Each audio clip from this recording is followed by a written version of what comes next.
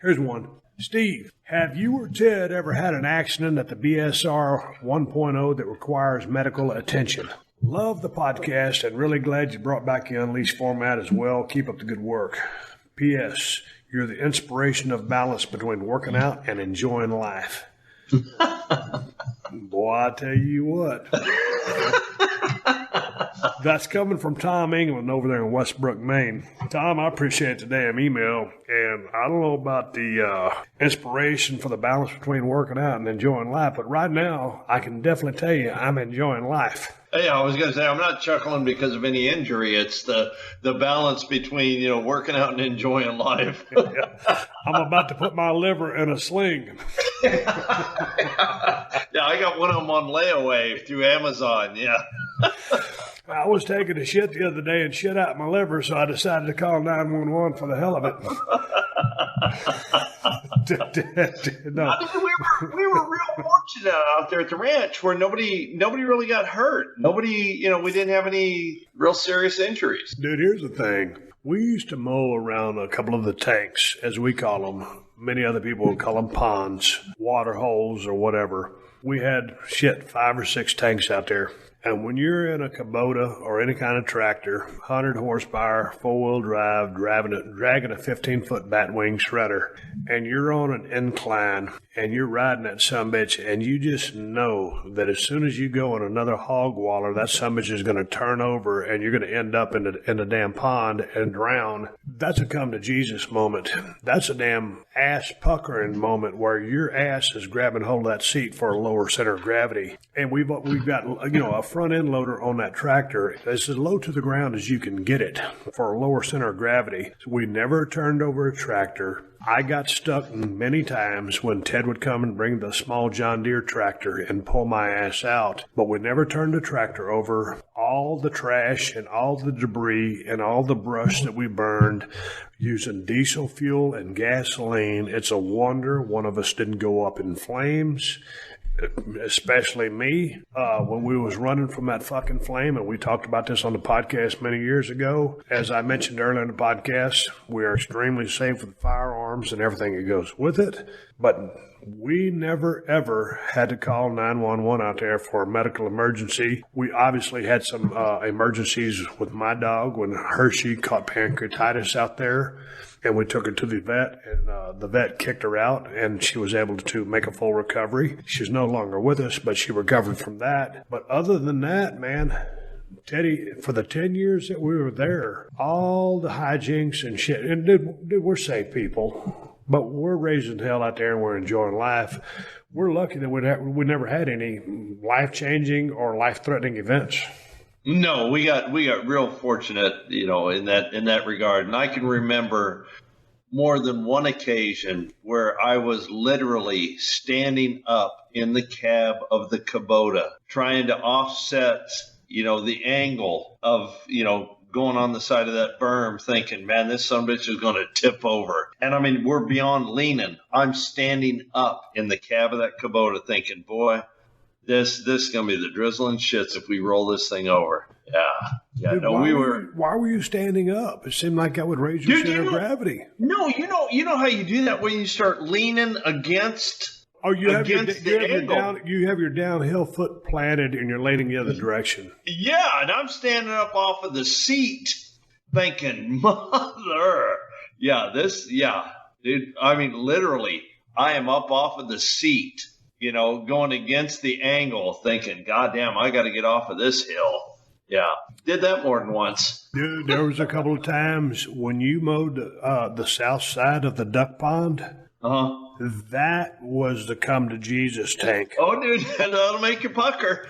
That will make you pucker. Dude, there was a couple of times when Kristen would call me and I'd be mowing that bank, that south side bank. And, dude, I was already sweating bullets. And she would call me, and I'm like, listen, or I'd call her. Like, man, if I don't show up, I'm in the fucking pond. Yeah. That's how steep that motherfucker was. But, with the batwing shredder kind of giving some grounding as well and hooked to the ass end of that tractor and the front end bucket low to the ground, you figure everything's going to be okay. But, dude, and here's the thing. I'm in gear 1, in low, with enough revs, RPMs to keep my shredder going. But, dude, I'm creeping along, and, dude, I like to mow fast. But when you're on that motherfucker, it is precarious. So, no, we never had no instances, thank God.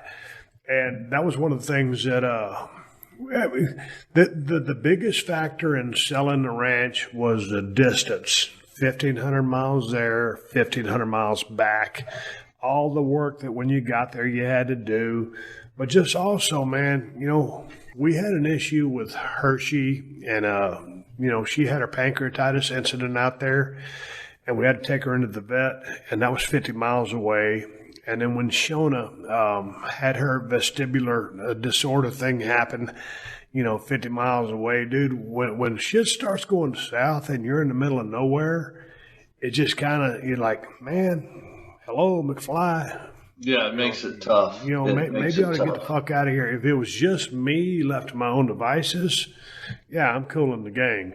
Yeah. But when you start adding everything up with the travel and everything that it was just time to go. But dude, we got lucky, especially when you and I, our dumb asses out there burning that fucking trash. Dude, I was gonna say, the fact that you and I did not burn ourselves up is a. Speaking of accidents, do you remember when I got the Kubota stuck over there by Lake Tombstone like a fucking idiot?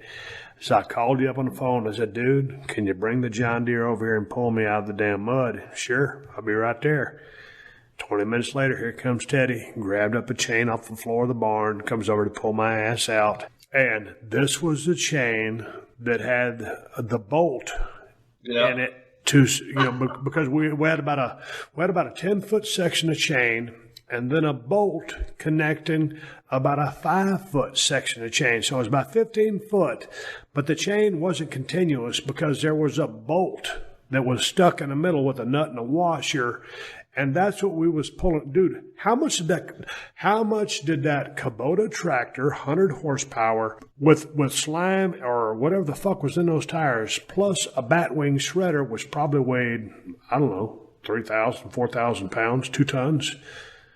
And we're using that damn John Deere 4-wheel drive tractor to pull that motherfucker out of the mud.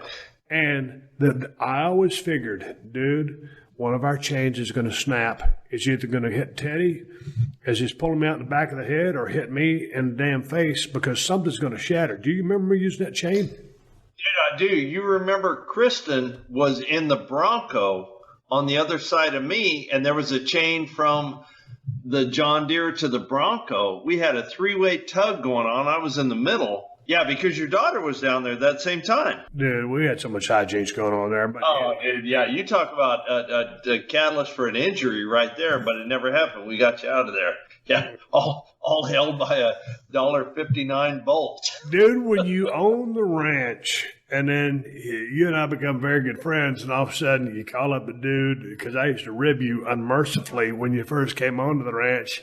We turned out to be good friends, but all of a sudden, I would call Ted, and I said, dude, I'm stuck. Could you come get me? And I know that what I was doing was completely asinine, and then when you rolled up, and you were kind enough not to be shaking your head and rolling your eyes like, what's this stupid motherfucker doing? Because if I'd have been on anybody else's ranch, I would have said, dude, what the fuck are you doing out here, man? Dude, what you got to realize, man, I'm out there by myself doing that shit. So I gave everything a real wide berth because I did not have a safety net. I didn't have a lifeline. So you were doing the shit that I didn't want to do because it was too risky because I was out there by myself. Yeah, that's always you always want to, when you're mowing, you always want to tighten everything up, mow everything. But you want to get as close to that damn water source as you can. Yeah.